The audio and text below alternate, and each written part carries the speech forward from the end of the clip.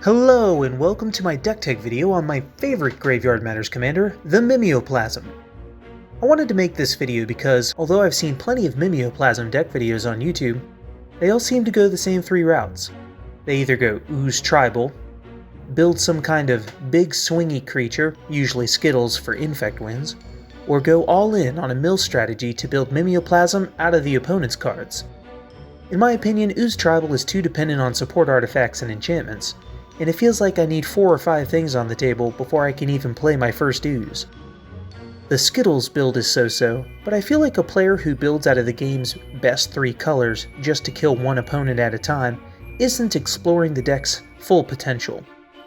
And finally, the mill strategy seems fun on paper, but in my experience, anything you could possibly exile from your opponent's graveyards won't be nearly as good as what you can make yourself with your own deck.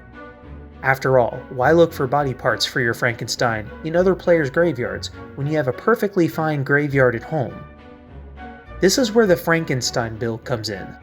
The Frankenstein deck revolves around Necrotic Ooze, aims to send specific activated ability recipes to the graveyard, then moves to win by either reviving Ooze itself or casting Mimeoplasm to copy Necrotic Ooze and a creature with 5 or more power. Necrotic Ooze is already well known as being a powerful creature which can combo pretty easily with a minimal setup, but Mimeoplasm provides a unique edge in that it gives Ooze some play lines it didn't previously have. So without further ado, let me get into some of the cards the deck will run. First and foremost, the goal of this deck is to abuse Necrotic Ooze's ability to go infinite, and end the game with either infinite damage or infinite milling. For anyone unfamiliar with Necrotic Ooze combos, the general idea is to cast or reanimate Ooze while having 2 or more creatures in the grave with activated abilities which go infinite if used by the same creature. A classic example is Devoted Druid and Quill Spike. Tap the Ooze for a mana, untap by adding a -1/-1 counter, spend the mana and remove the counter using the Quill Spike ability, then repeat millions of times so that you can just add mana and untap without ever worrying about the counters killing the Ooze.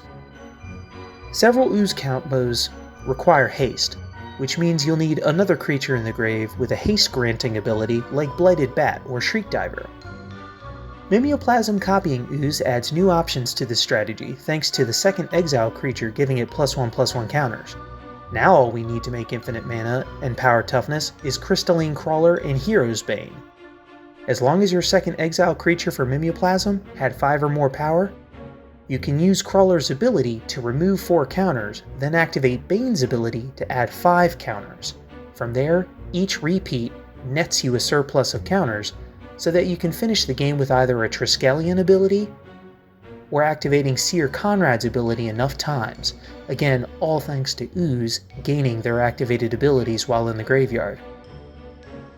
There are 2 general ways to set up the wincons, either sending pieces to the grave piecemeal with entomb effects, or milling the entire deck.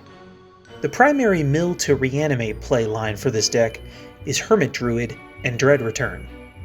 Activate Druid, mill the whole deck since the deck doesn't run basic lands, which will result in Narcomoeba on the field and Bloodghast in the grave. Play a land to bring back the Bloodghast, and then you'll have enough sacrifice fodder to flashback Dread Return for Necrotic Ooze. Another option, after resolving the mill, you can instead cast Mimeoplasm out of the command zone to exile Necrotic Ooze and a creature with 5 or more power. The backup deck mill strategy is that we run Mirror Mad Phantasm.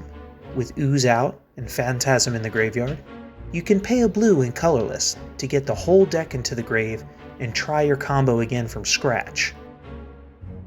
The deck will also run discard outlets like Putrid Imp, Lotleth Troll, and Fauna Shaman, in case key cards get stuck in the hand. And of course, Entomb and Buried Alive are auto-includes for this deck. While we're talking about milling and Necrotic Ooze play lines, Strixhaven gave us possibly the craziest deck upgrade Mimeoplasm could hope for in Auric Lore Mage. With the Lore Mage, our Ooze or Plasm can build its own pile with just the Lore Mage and a haste enabler in the graveyard. As an example, if Mimeoplasm is on the field as a copy of Necrotic Ooze, with just Lunar Avenger and Auric Loremage in the grave, the first step is to remove a +1/+1 counter using Avenger to grant haste. Next, tap Plasm for Loremage's ability to send an untap ability source to the graveyard. Untap Mimeoplasm, then tap again to send Phyrexian Devourer to the graveyard. Untap a couple more times to get Crawler, Bane, and either Triskelion or Seer Conrad. Activate the Devourer a few times to recharge back up to 5 +1/+1 counters or more, and then you can go infinite. If you get stuck with combo pieces in your hand, don't forget the deck has discard outlets like Lotleth Troll. You can have one of these outlets on the field to help ditch combo pieces from your hands. You can also use it as a Loremage playline extender if you ended up drawing some of the key pieces, by using Loremage to pitch an outlet to your graveyard to give your Ooze or Plasm the ability to discard itself. Lotleth Troll is the ideal candidate to fetch for this, since it also gives you +1/+1 counters in the process. This deck can fit so many infinite combos aside from the Bane Crawler combo. As long as you have a haste enabler in the grave, the following combos can work without having to wait for your next turn. Zaxara the Exemplary and Pilipala make infinite mana of any color. Zaxara also combos with Morphling.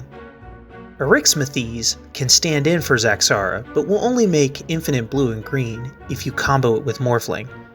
You can still combo infinitely for any mana if you combine Eryximethys with Pilipala.